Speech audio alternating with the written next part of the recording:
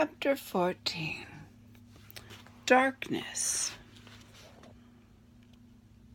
Despereaux lay on his back at the bottom of the steps and touched the bones in his body one by one. They were all there. And amazingly, they were unbroken. He got to his feet and became aware of a terrible, foul, extreme, insulting smell.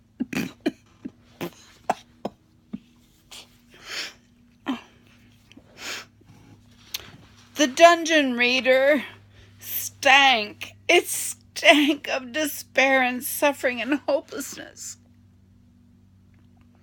Which is to say that the dungeon smelled of rats. Remember the rats.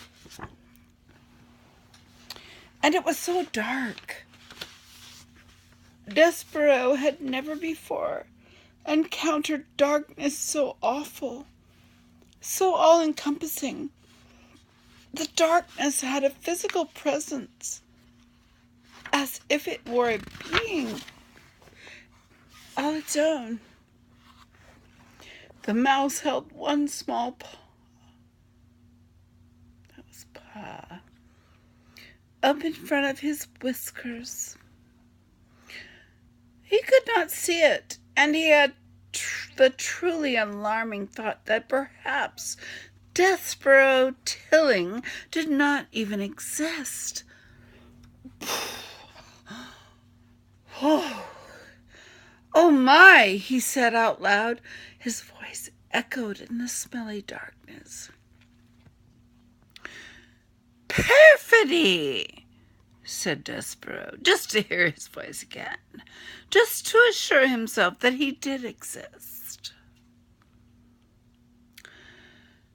P, said Despereaux, just to hear his voice again, and this time the name of his beloved was immediately swallowed up by the darkness. He shivered. He shook. He sneered. He sneezed. Oh, his teeth chattered. He longed for his handkerchief, and he grabbed hold of his tail. It took him a long, frightening moment to even locate his tail. So absolute was the darkness.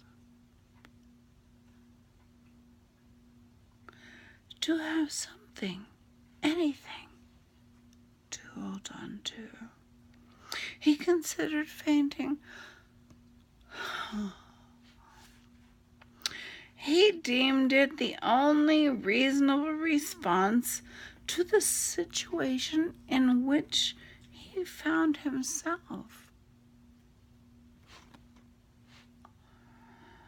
But then he remembered the words of the threadmaster.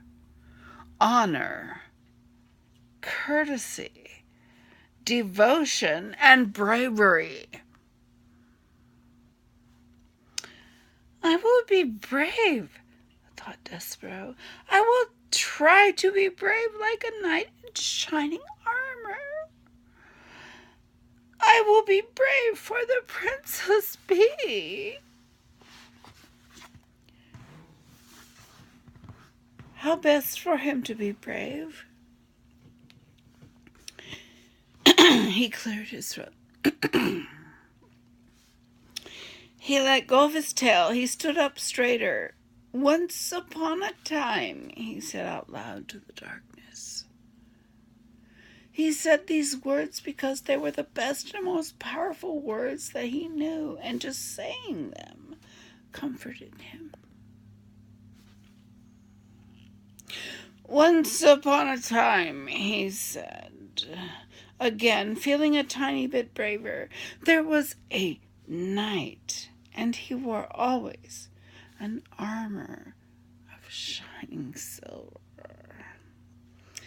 Once upon a time, boomed a voice from the darkness.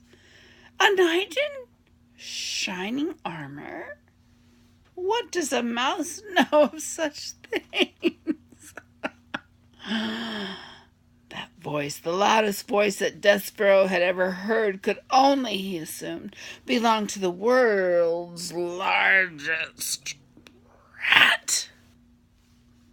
Despereaux's small, overworked heart stopped beating, and for the second time that day,